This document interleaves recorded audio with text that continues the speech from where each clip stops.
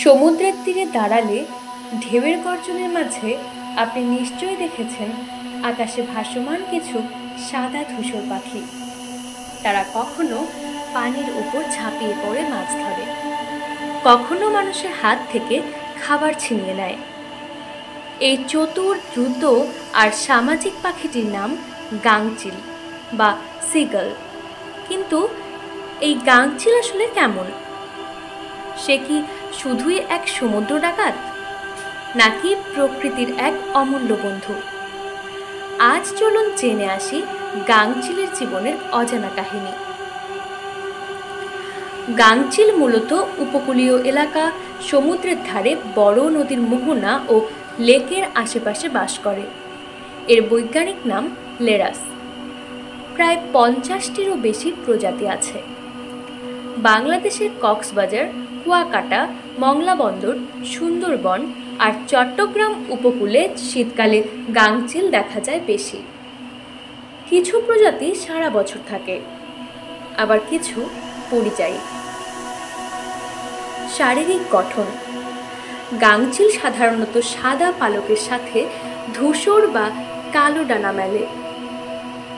ঠোঁট শক্ত ও তীক্ষ্ণ, যাতে মাছ বা খাবার ছিঁড়তে সুবিধে হয়।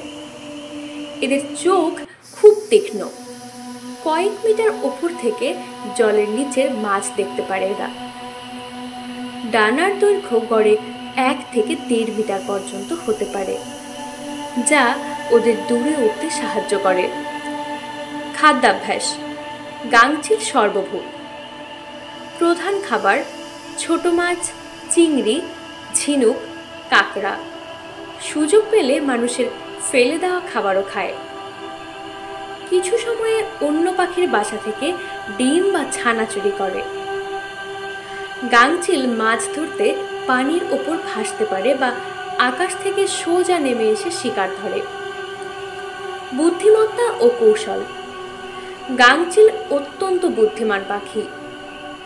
কখনো সমুদ্রের ঢেউ ব্যবহার করে শিকার করে, কখনো বরফাচ্ছন্ন এলাকায় ঝিনুক বা শামুক ভাঙতে ওরা আকাশ থেকে পাথরের উপর ফেলে দেয়। মানুষের চলাফেরার এলাকা ভালো করে পর্যবেক্ষণ করে খাবার চুরি করে। এদের সামাজিক জীবনও মজার। ঝাঁকে ঝাঁকে উড়ে শিকার ভাগাভাগি করে বিপদে একে অপরের সতর্ক করে। প্রজনন: গাংচিল সাধারণত উপকূলের বালুচরে বা ছোট দ্বীপে বাসা বানায়। প্রজনন মৌসুমে 2 থেকে 3টি ডিম পাড়ে। 2 পিতামাতাই ছানাদের যত্ন নেয়। ছানারা কয়েক সপ্তাহের মধ্যেই উড়তে শেখে, কিন্তু মায়ের সাথে আরও কিছুদিন থাকে। মানুষের সঙ্গে সম্পর্ক: গাংচিল প্রায়ই মানুষের নিকটে থাকে, বিশেষ করে মাছ ধরার নৌকার আশেপাশে। মৎস্যজীবীদের ফেলে দেওয়া মাছের অংশ, ছোট চিংড়ি বা অন্য খাবার ওরা খেয়ে ফেলে। তবে বেশি খাবার চুরি করার কারণে অনেক জায়গায় মানুষ গাংচিলকে বিরক্তিকর মনে করে। প্রকৃতির জন্য গুরুত্ব: গাংচিল সমুদ্র ও উপকূলীয় পরিবেশের ভারসাম্য রক্ষায় গুরুত্বপূর্ণ ভূমিকা রাখে। মৃত মাছ খেয়ে সমুদ্রের পানি ও তীর পরিষ্কার রাখে। ছোট শিকার খেয়ে মাছের জনসংখ্যা নিয়ন্ত্রণে রাখে। সমুদ্র তীরের জীব বৈচিত্র্যের অংশ হিসেবে অন্যান্য প্রাণীর জন্য খাদ্য সরবরাহ করে। হুমকি ও সংরক্ষণ: যদিও গাংচিল এখনো বিপন্ন নয়, কিন্তু দূষণ, প্লাস্টিক খাওয়া, বাসস্থান নষ্ট হওয়া আর অতিরিক্ত মাছ ধরা ওদের জন্য হুমকি হয়ে দাঁড়িয়েছে। প্লাস্টিক ব্যাগ বা বোতল খেয়ে অনেক গাংচিল মারা যায়। তাই উপকূল পরিচ্ছন্ন রাখা গাংচিল সহ অনেক প্রাণীর জন্য প্রয়োজনীয়।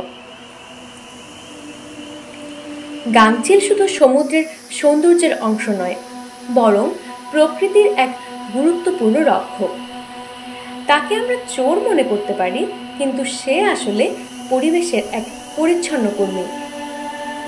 আপনি যদি ভিডিওটি পছন্দ করেন তবে লাইক করুন, কমেন্ট করুন, আপনার সমুদ্র তীরে গাংচিল দেখার অভিজ্ঞতা শেয়ার করুন বন্ধুদের সঙ্গে।